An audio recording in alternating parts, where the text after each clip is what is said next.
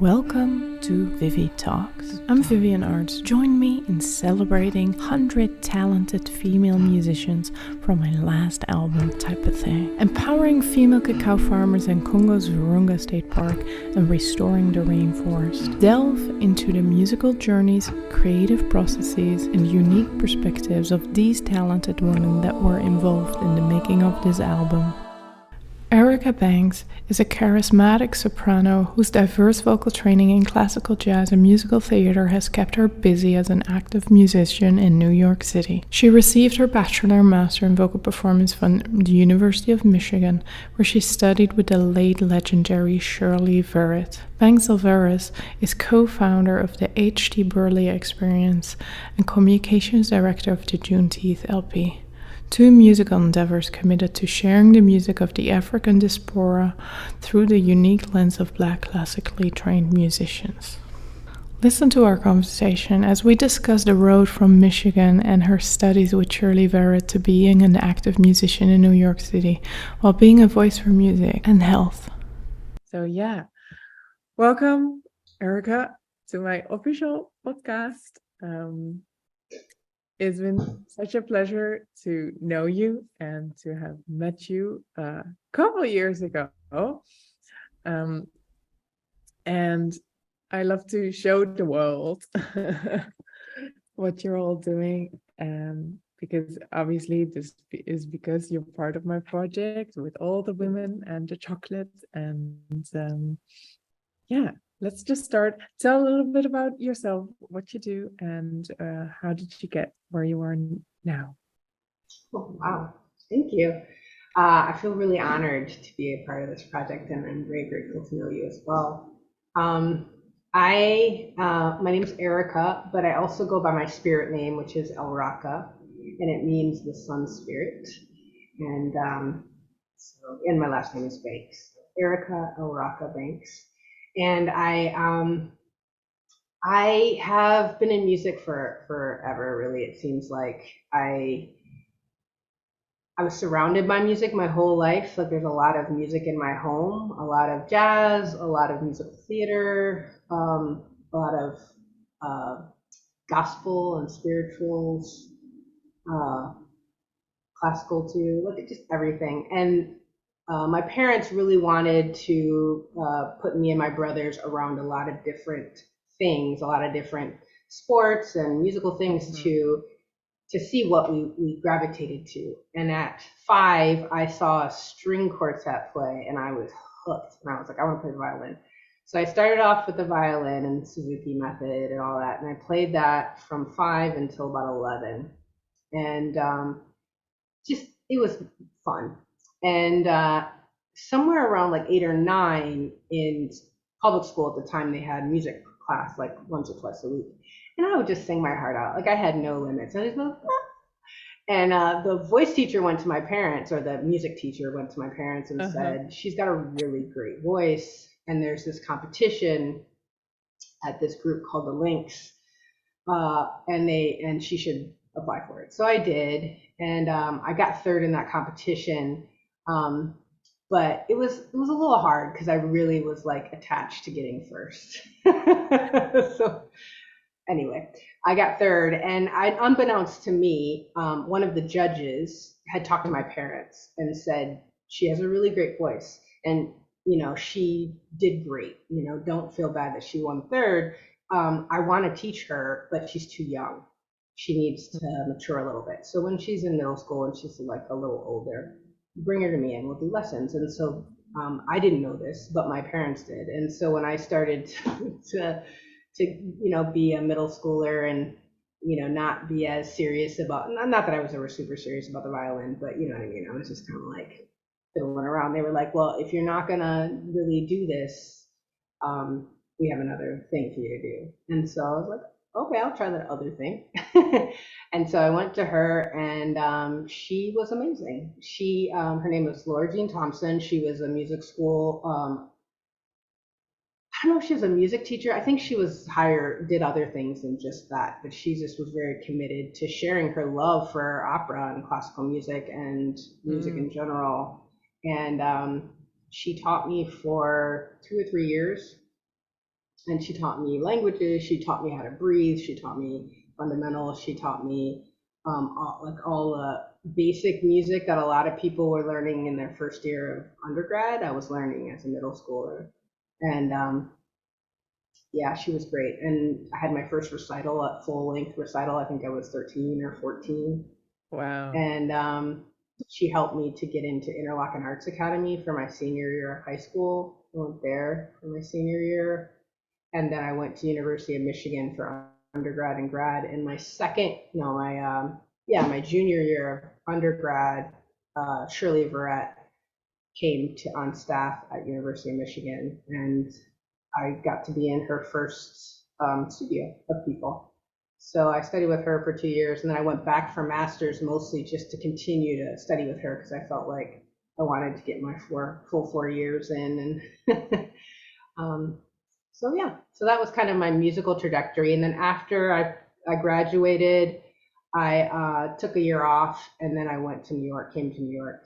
And I tried the audition scene. It wasn't my thing. I did a lot of different avant-garde things. I started studying Pilates and yoga and other things as well.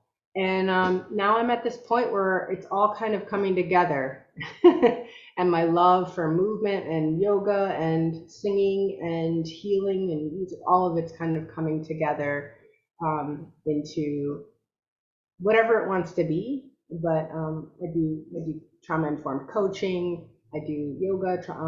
Embodiment is kind of how I like to call it, because it's really about bringing the information that we all have. We have so much, and bringing it into the lived experience, bringing it into the communication with our body and the world, and like that. Yeah, that's wonderful. I think it's great how you found your path with multiple passions, but they're all connected in the same way, right? I think that's wonderful. Can you describe, because you were just talking about you're writing a little bit now, or more and more, and you do poetry as well as like musical pieces. Can you describe a little bit about your creative process and how do you approach writing or composing? It's very organic. I over the last, I don't know, at least 2 years, I've really had to separate my love for singing and my creative process from making money, from having to get somewhere at a certain place at a certain time, from having to be a certain way. So for me, I just have let that all go, and I focus on other things for that. And I let the musical stuff happen. I connect with people, and if we're musically inclined, I've done some jam sessions, and some amazing stuff has come out of that. I call them downloads, often like between sleeping and waking. And a lot of lyrics have come to me that way. And my first song that I ever wrote, like over 10 years ago, came that, I don't know if it came exactly that way, but it came very slowly over a couple of weeks maybe. I heard a few lyrics, and then I was like, oh, but that rhymes with this, and oh, that makes sense with this. And I really love that song. It's called You Are, and that's kind of been like my first thing that happened a long time ago, kind of when I first found the yoga style that I'm trained in, called non-yoga. But more lately, things tend to come all at once. Like I've had 3 or 4 songs, just like I wake up singing them, or I'll be on a meditative kind of walk and I'll just get it. Or I'll wake up with this poem I wrote I think it's gonna turn into a song, but it definitely is kind of an intro to either You Are or some of my other music. That one, like I just woke up, I was like, oh, called Allow, and it was just all there. It was just like, boom. So it doesn't always have to be all there, but at once. But I think I'm getting more connected to that space of, and that feeling of it just kind of bubbles up, or it just kind of is uncovered. I think I feel like it's I'm experiencing what I think it was Leonardo da Vinci said about carving David, how it's a big block of stone, and he's not like carving David, he's taking away what's not David. Mm. And I feel like it's kind of like that. Like the songs, the music, the creativity is in me, and when I take away the constraints, when I take away my fears, when I take away stuff, then it's there. Right. That's beautiful. And then you scribble it down, or do you like go to finale, or you record it to yourself, or? Yeah, I tend to write. I try to write when I'm in that space. I have a pencil. I have a pencil and a pad of paper by my bed, so I try to scribble notes. And then if I'm with it, which some days I am, some days I'm not, I try to record what I wrote because I'm a very audio learner, and so yeah. So I try to do both. And then it's really good if I'm out walking, I definitely try to audio record ideas while I'm like riding my bike or taking a walk, because I'll lose them. They'll just. Right. Yeah. Yeah, I've been riding a lot on my bike formerly. At the moment I don't bike a lot, but yeah, I know you do. You bike, yeah. You bike a lot, which is great. I think it's really cool. I'm from a country where we have 2 times as many bikes as people, so Yeah, I need to I go. always I need to appreciate go. biking people's. But yeah, I remember sitting on my bike and just making up songs. So that sounds very, very familiar. And then, so you perform all these different styles, right? You still do classical, but also modern, and then you do your own original music in different ways. Do you feel that your heart is more with one style, or do you think it's all connected and you enjoy all of them? I do enjoy all of them for their different things. It's weird. I recently went back to a senior center that I've sung for and taught yoga for before, like a couple weeks ago, and I sang for their birthdays, and I did a mix of a little bit of jazz, musical theater, and then I did some opera arias, and I definitely like Within opera. one Opera seating. is my, yeah, oh yeah, back to back. I did I want to dance with somebody, and then I did like Girl from Ipanema, and then I did like uh,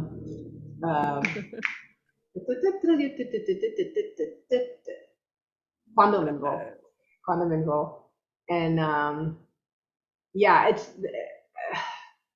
the classical. It definitely has a place in my heart. It's the first stuff that I really like opened up to, and I love it. But I have no desire to kind of pursue a career in it. I just love singing it. But I also really love the stuff that's been coming up that's more meditative, that's more healing. It's a different style, but they need their different kind of containers. Like I could have done a quiet thing in the birthday party, but it wouldn't have been as fitting and it wouldn't have been as enjoyable for them or me. You know what I mean? So I think what I really love is knowing what a space needs and being able to provide it. Right. Well, can you then describe, because that's the question I wrote down. Can you describe a significant moment that your music had a profound impact on somebody's life? Oh, wow. When I was in grad school, I lived in a community, a co-housing community. And one of the members was in hospice. And I didn't know him well, but I knew him. And I was very moved by what was happening. And his family was, of course, like asking for privacy and they weren't letting everybody in the house, but they knew I sang, and I reached out to them and I said I would love to sing for him if he would like that, and if you would like that. And they said, we'd love that, come over. And I sang a few spirituals to him a cappella, and I think I held his hand. I know I gave him a hug when I was done, but I just since then, that was a long time ago, but since then I was able to sing for both of my grandparents when they were passing. My parents called me and I sang spirituals to them when they passed. Wow. So for me, those are really special, sacred moments to be able to sing. I also sang for a service. I used to live in a community in Staten Island, and one of the members passed away, and I'm friends with his sister, and she asked me to, actually I sang for both of her brothers' memorial services.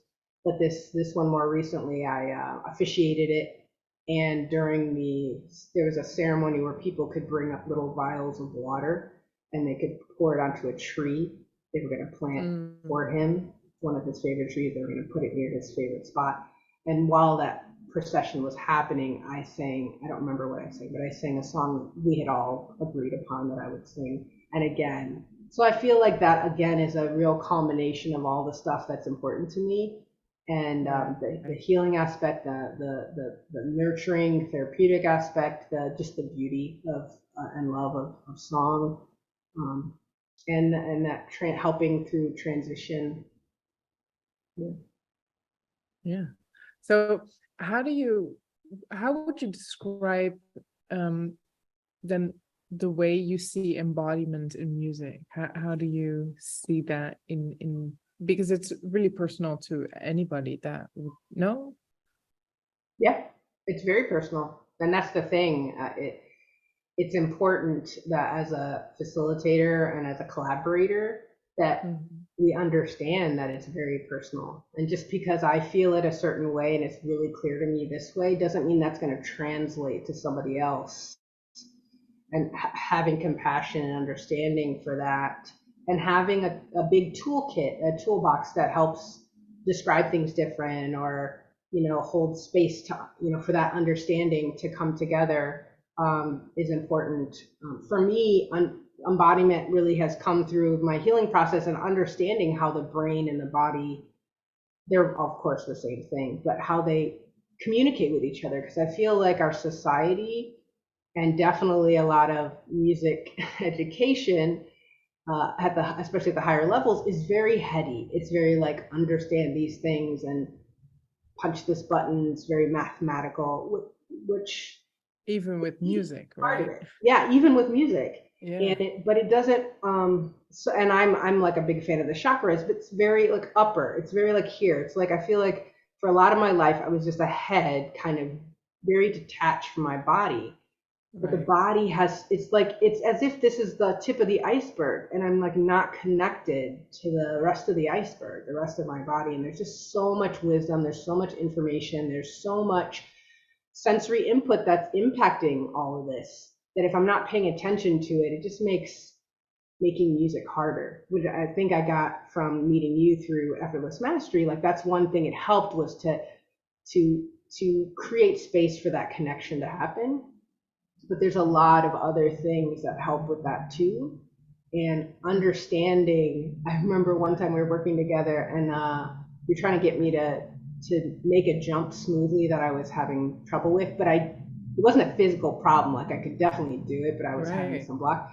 And you were asking me to like do something. Oh, you were asking me to do it without moving around, and my eyes kept jetting around. You're like, you're still moving your eyes, you're still like twitching. And it was so funny because making it happen. I was still making it happen. But it was funny because I appreciated that mirror for me, because I didn't realize I can't see my face, and even when I'm singing, I wouldn't have been able to really see it.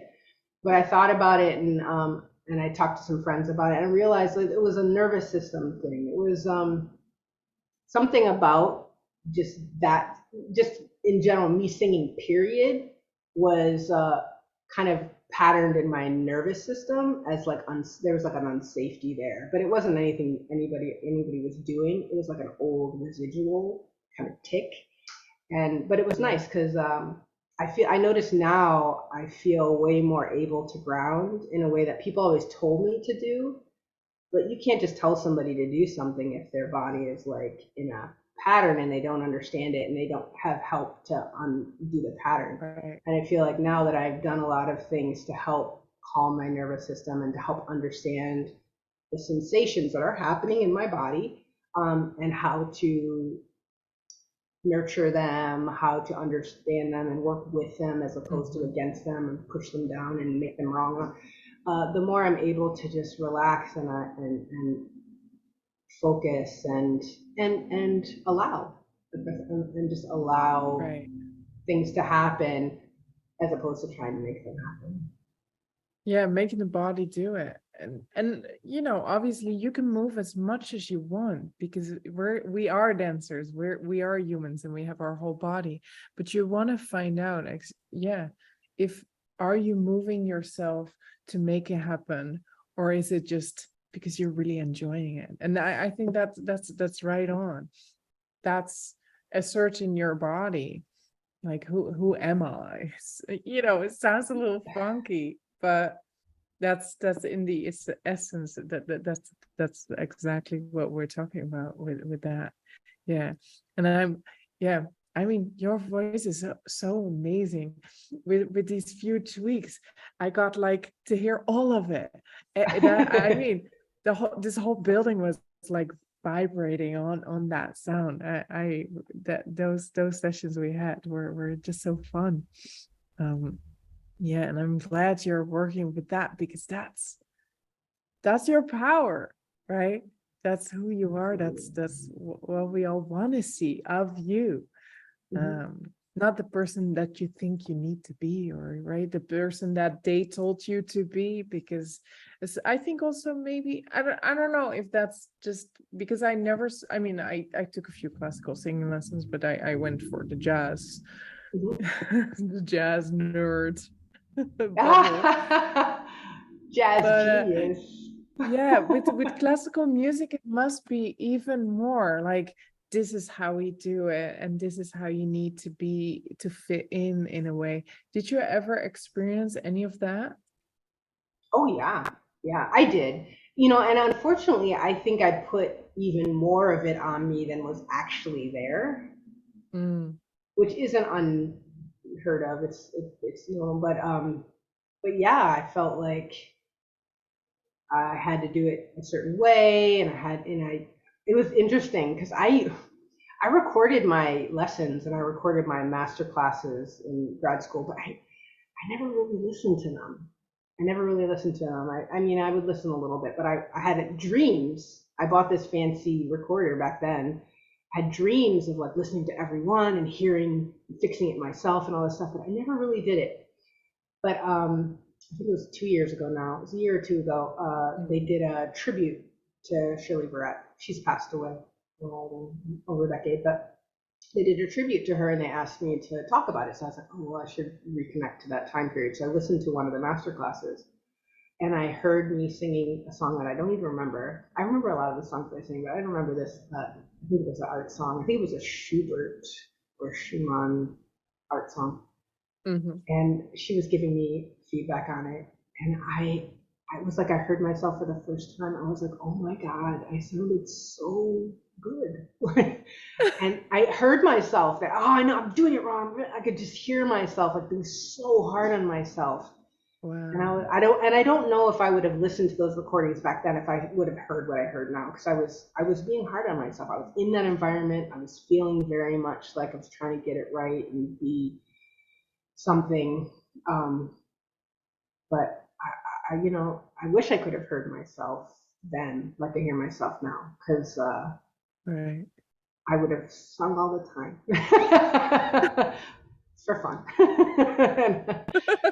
Yeah. Well, you still sing, so thank God it didn't prevent you. It didn't like drag you into that deeply. Yeah, but that is true. We put a lot of stress on ourselves by just being overly critical and trying to fit in a picture that we paint of ourselves or is being painted because of society. And yeah, that's yeah, I personally I always felt like an alien everywhere. Mm. I might look like very normal, and especially in the Netherlands, I basically look like all the other Dutch people, right? Blonde, blue eyes. I'm very like standard in a way, but I always felt like I didn't fit in. And that's weird of me to say, but because people might not even realize, but I always felt like, yeah, but I am like an alien, right? and probably I am, because thank God that maybe and then my husband, right, Teddy, Yeah, he's he great. always says, yeah, the real artists are actually the people that try to be normal. Try to fit in. The real artists are like totally aliens, but they really try to like be normal and like dress accordingly. And yeah, obviously there's many artists that are, they're the lost cases of society, but oftentimes if people are like trying to be an alien, then it doesn't come across as like real, right? The real artists are really feeling like aliens. Yeah. So yeah, and I've been thinking about that, because yeah, I didn't fit in. I was not, it was okay to not fit in, but yeah, I was definitely not the regular kid. Even though I really tried to be, and I did my homeworks, and yeah, Oh. but it was always like, yeah. Yeah, not trying. So I think that's a strength by now, just being yourself without worrying about it. Yeah. So what else have you done? Because your journey, you took yoga classes, or you've been doing that all along, and then now you're a yoga teacher as well, and you combine that with your music. Yeah, I've been teaching yoga for a while, like 6 years, 7 years, maybe more. Wow. And I've taught other types of fitness before that, and I also put the Pilates in there. And way before all that, I did a Reiki training. Like, I've studied Native American, ceremony. Uh-huh. There's just a lot of mixture of things, as well as, of course, my conservatory training and all of that. So I don't know. I feel like it all kind of just, like we said earlier, just kind of comes together. And I don't know if I answered your question. Yeah, no, that's great. I want to go back to music education. What Yes. advice would you give, like, women musicians that are just starting their career, or just starting their musical journey? What advice would you have for them? That's a great Or what would you question. have told yourself? That's a variation on it. Trust yourself and find ways, like, trust where you're drawn, and go to those places and find the people in those places that feed your soul. Like, there were times I thought about musicology, ethnomusicology. There's times I thought about doing more outdoor stuff. And there's just been so many times in my life where I've been drawn places and I've let other people, like, you shouldn't do that, or how's that gonna mix with this or the other thing. And, like, just trusting yourself even a little bit more than you don't have to trust yourself, like, you don't have to jump off a bridge, but push those boundaries to go a little bit beyond maybe where your comfort zone is, and where that, like, niggle lies. If you have that little, like, I don't know why I'm interested in this thing over here, and instead of being like, oh, I can't because I'm focused on this thing, maybe being like, okay, let me just make a little space for this thing. Because that little thing may turn out to be the thing that connects everything else to make that future that you really are calling for. Yeah, like that unknown. Well, I really like how you see it's like a holistic approach to being an artist, right? You don't see it like, I am a musician, or I am a singer and I only do. So it feels like more of like, I am an artist, and there's all these different ways to express myself and connect with other people for different reasons, right? Is it playing together? Is it like communicating a story? I really like that. That's the whole, yeah. I'm not sure if that's the right word for it. Yeah, holistic approach to being an artist. Yeah, and then trusting yourself. That's, I think everybody in the world should do that a little more, right? I love holistic. I think that's a perfect way to say it. My next question would be, have you ever faced any stereotypes or biases being a women, a women of color? Mhm. Can you tell a little bit about what you have experienced, and then how do you overcome this or challenge these things? Because I really love to work towards a world where everything is just nice and people Mhm. are just like, they just love each other, right? Yes, I feel So you there. solution based. I know, right? Yeah, I'm a Black woman. I'm African American, and I'm also a queer woman. And when I was in college, I was, as well as being a music major, I was also very Mm, active in LGBTQ IA plus now, but back then it was LGB. I think they just added the T and the Q. Um, yeah, and I did a lot of leadership work, and I definitely growing up felt different on so many fronts. And then with that work, I just felt kind of, shaking up things. And now that I'm just living my life, and that's not such a huge like thing that I feel like I have to say it, just part of who I am. I mm, feel like all of all of it is just kind of coming together, and like, yes, I want there to be niceness. Like I want there to be respect.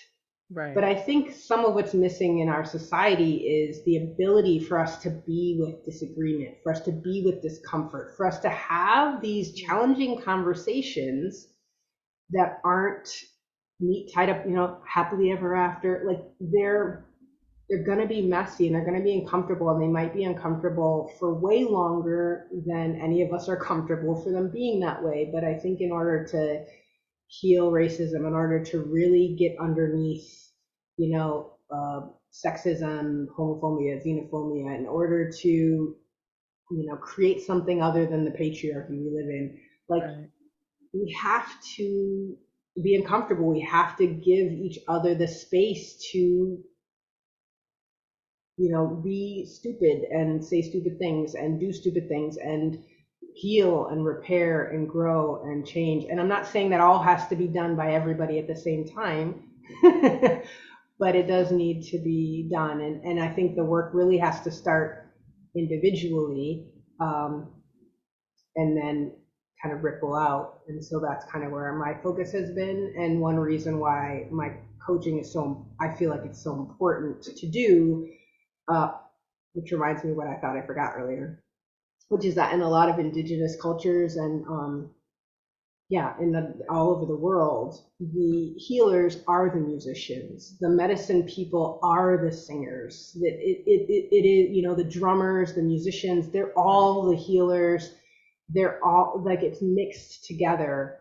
It was mixed together, and it was like society as we know it now is not old. It's not as old as those things. It's newer, and it was like this idea somebody had somewhere that was like, oh, we need to separate these things out, and it'll work better if we do that. And I think it's proven that it doesn't. And so, so I think a lot of us are naturally feeling that, oh no, we need to bring that back together. Like the music and the healing and the medicine, it's all one. It needs to be treated as, and the holistic. We need to treat it Yeah. all together because it is all together. Right. Music has a purpose, right? Yeah, a friend of mine is a drummer, an African drummer who studied in Africa. He brought over one of his master teachers, and that guy Uh-huh. said it was a concert in like a college auditorium, and he was like, I know we're in an auditorium, and I know you guys aren't used to this. He's like, but I'm going to be playing, and I want you to dance. I want you to get up. I want you to dance. I want you to move. In my culture, I play for weddings. I play for, people when they get sick, we play and they dance and they get better. Like this is like not meant to be like in a museum of a concert hall where you sit and Yes. listen to me. This is meant to be an experience for all of us. And I feel like all music really needs to be that way. Even classical music, I feel like it was the improvisatory music of its time in Italy where it started, and it was in people's homes, and it was like jazz. It was like jamming. It was like jazz when it started. It was like some person's creation, and then got some friends together, and then it became this bigger thing. And yeah, more of that. Yeah. Well, somebody, I forgot who addressed that, but at some point, music was just shared from person to person, and they didn't have a way to write it down. So somebody would sing it, and somebody would remember it, and then sing it back, and it was just a culture thing, and people share.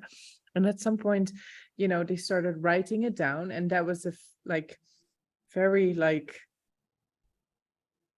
limiting experience, right? Because there's only one way you would write it down, and there was maybe a lot of improvisation, but you have to just choose. You cannot just write all the improvisations down, because that's endless.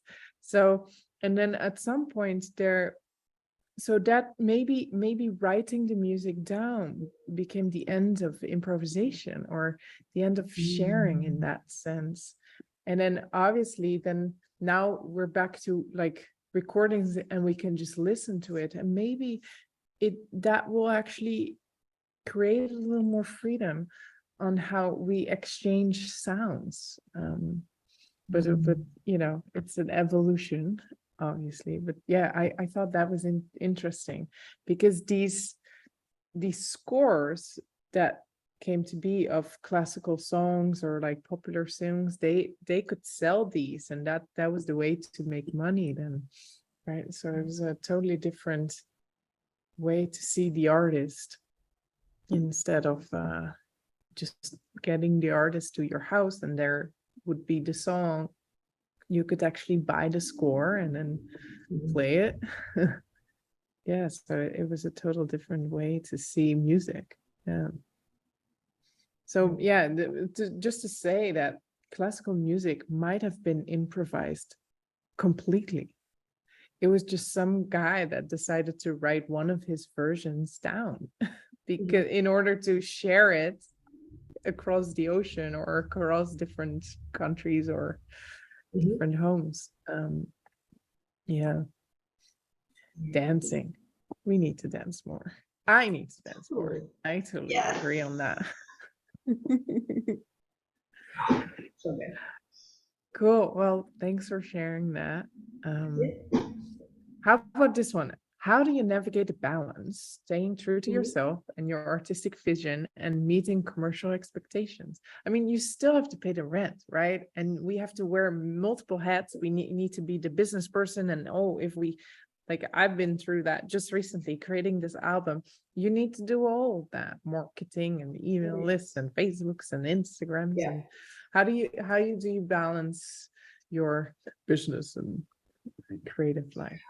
Like I said earlier, I'm focusing my business part on the coaching and the healing, trauma-informed work that I do, and I'm letting my creative stuff be its own thing. So I'm not really pushing it. I do some events here and there, but I'm not seeking out gigs.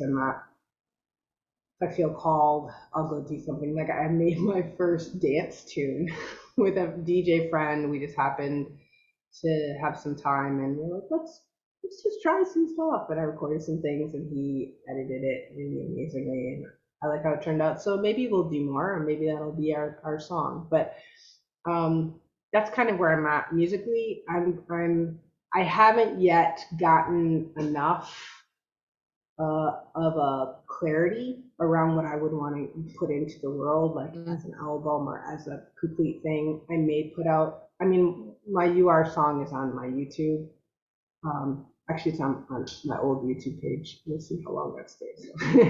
But it's up there, but I haven't formally put out any of my songs yet.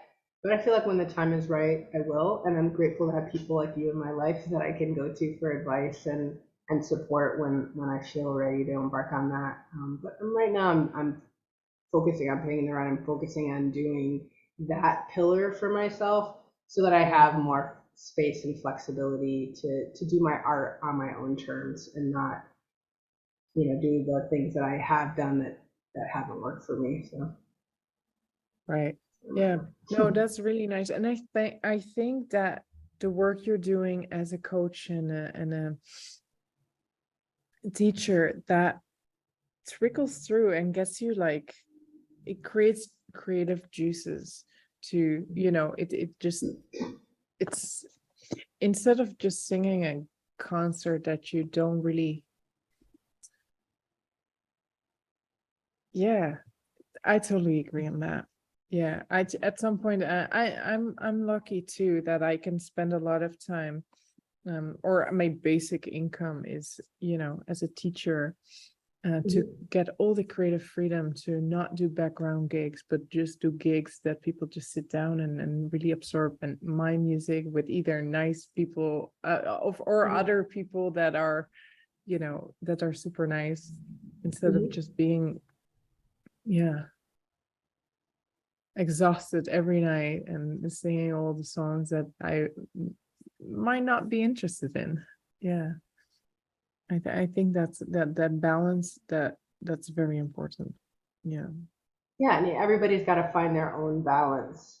Totally. And that's the challenge, because I had a lot of input and people like, oh, you should do this. Oh, you're so good at that. You should do this and that and that. And I kept trying to do this and that and the other. It kept not working. And finally had to sit and be like, what do I want to do? What do I like? And it took a while, because when you're used to just doing trying to please everybody else, it can take time to just like Right. hear my own heart, hear my own desires, and trust them. Yeah. Yeah. I mean, after your master's, I could only imagine moving to New York and doing all these auditions and just being like, that's being stuck in a system. And then you would hope you get the gig within like gazillion of options they have. It's, I think, I don't really like auditions at all, or competition or any contest of that kind. But that's just so draining. It's just to just have to go through that, instead of just creating your own art and just going with that flow of like, oh, this feels good, I'll do this. And then you run into, like, you had this, was that the last summer? You had this couple of concerts for Juneteenth, right? That was last summer, right? Yeah. And with this modern composer, you told me a lot about this female composer, was it? 2 years ago? No. It was last year. It was last year. It was a song cycle by an African American female composer. Yes. There was one of the Seasons. That's it. Yeah. I mean, that stuff is beautiful, right? That's a conscious choice. Like, you want to do that, and then it just feels good, and that's a sort of a basic flow that you can then trust to just develop itself. Yeah, absolutely. I loved that. I mean, I actually loved all the music I was doing on those concerts. It wasn't the creating music part of that was amazing. But I'm also committed to the rehearsal process and because when you're whether you're a solo artist or whether you're in a group, somebody's got to do the marketing, somebody's got to do this, somebody's got to do that, and like it can be easy to want to only focus on the music, but when you get to that point where you're booking gigs and you're growing a fan base and trying to all this stuff.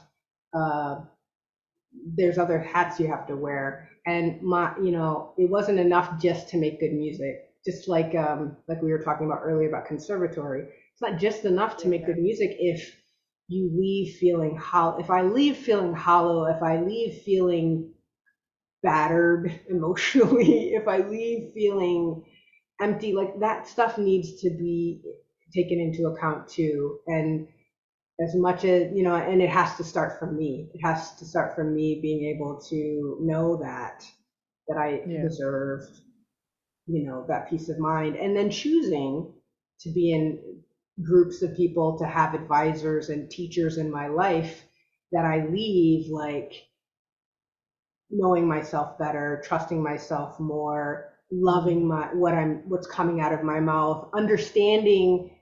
Like, I feel like I had a lot of great professors that were technical. They understood how to technically tell me how to use my voice, but they weren't ever paying attention to my brain, like to what I was doing to myself mentally. And I get that's not often trained, but I think the best teachers are able to tell when their student is beating themselves up, and is able to let them know like there's another way, and to help them maybe with a variety of tools to know that there's another way. Because I just had a very negative self-talk that I didn't know I had. And then I had teachers just saying like, well, you're great. Let's work on this thing that's not working. And I would just beat myself up more because I couldn't get it, and it would just make it worse. And they would be like, well, you know what, just practice over the week and come back next week. And like that builds up over time. And so I just would say like having that be part of my, now that I know that that's got to be kind of a foundation for me for things to work, like I give that to myself. I try to give that to the people I'm with, and I try to choose people that want to be in that game, like that holistic, like we want the whole thing to work, not just the music. Yeah, no, that's yeah, so well put. What's coming up? Are there any upcoming projects or goals you're excited about? Where do you see yourself going from here? Just growing my coaching practice. I have some things in the work, but they're not anything that I'm ready to talk about yet. They're not fledged out enough. But I'm excited. I'm excited to see where it goes, and just to keep expressing. If you want to check out elrakabanks.com or elraka.com, and then I also have Instagram and YouTube. That's where I'll be putting most of my stuff. I'll be talking a lot about my healing work and nervous system regulation and all that stuff, but I'll also be putting my music probably out more in a meditative practice. And some of the Allow poem is on Instagram. So a lot of the precursor to things will be there. Yeah. I thought about you. I might be going. I'm planning to go to Kenya next year for a women's project that I'm a part of in Kenya. So I don't think I'll have time to swing through Botswana, or Congo, but Congo. I'll be way closer than I am now. But so what's happening in Kenya then? The woman I've been working with for the last few years has she funds and advises a couple, mainly a woman named Sarah in Kenya, in rural Kenya, pastoralist, deserty Kenya. And she's part of the Ma people, Maasai, but they call themselves, I guess Ma is their language they speak. And they mostly are pastoralists. They mostly follow their herds around and chase the water because it's very dry there. But anyway, girls there tend to be beaten, and female genital mutilation, and early forced marriage. Like that's usually the life of girls in that region, especially, even though it's illegal in the country. And so she has made it her, as a teacher and as a mother and as a woman, she's made it her mission to educate girls that they have a choice, because the whole society tells these girls you have to do this to become a woman and to have respect in the tradition. Yeah. And so she's changing that tradition, but she's not only taking the girls, before that happens to them, if possible, and away from their abusive husbands if it's not, afterwards. She's not only taking them from that and like keeping them in school, and not just keeping them in school, but giving them the support they need to thrive and like do well and Wow. get a job that they can support themselves and be a plus value to the community, but she keeps them in the community. So her compound and the organization is called Sadai Resource Center, which means Sadai means like beautiful, nice. She keeps it like in the community so that the men and the other older women, so that the rest of the community can see these girls growing and like passing their tests and going away to secondary school and coming back for holidays and then going away to college and coming back with their teaching degree or their nursing degree or their whatever certificate, and then see them like making money and being of value in a way that previous generations of women hadn't, and seeing like, oh, there is another way other than this, right, using girls as like a little bit above cattle. Like we can actually pour into our girls like we pour into our boys and make our whole community better. yeah, And we can understand, because a lot of the men and women don't talk about those personal things. So men don't understand what FGM is, and some women don't even really understand what whatever the person that does the surgery is actually doing. And so like, and that just because it is a tradition doesn't mean it has to always be the way it is. Like that we can grow and evolve and change with the times without throwing away the great things about our community that make us who we are. right, Like we don't have to like disband. We can honor the things that we love about ourselves and that are good about our community, that are healthy and helpful, but we can also evolve and create more equality and make ourselves stronger yeah, by that. So I'm really impressed with her work, and she went from helping 10 girls to now she's got almost 50. And wow, so we're working to really support that growth and to help her efforts. yeah, amazing. And when would you go? We're thinking of going in February if we can Okay. make it all happen and it's safe. But because they're having some unrest right now too, gas prices are going up. It's like all the countries got together and were like, let's screw over the middle class. And, let's create inflation. Yeah. And COVID is over. Yeah. Yeah, exactly. COVID's over. Let's get more. the money we lost. Yeah. Yeah. So, yeah. Oh, there's a lot of work to be done. A lot of work to be done. As I conclude this episode of ViviTalks, I want to express my sincere gratitude for joining me in this musical journey. I hope you enjoyed exploring the stories and experiences of the incredible female musicians on my album. To stay updated on our latest episodes, subscribe to ViviTalks on your favorite podcast platform. Connect with me on social media through Vivienne, and please check out my album Type of Thing, a musical exchange featuring 100 female musicians to empower female cacao farmers of Virunga State Park in Congo. It's about more than just music. It's about making a positive impact in the world. Your support is part of that journey, so thank you once again for tuning in. Until next time, keep celebrating the power of music, and let's continue to amplify the voices of remarkable women in the industry. Stay inspired, stay empowered, and keep the music flowing. With love and gratitude. Till soon.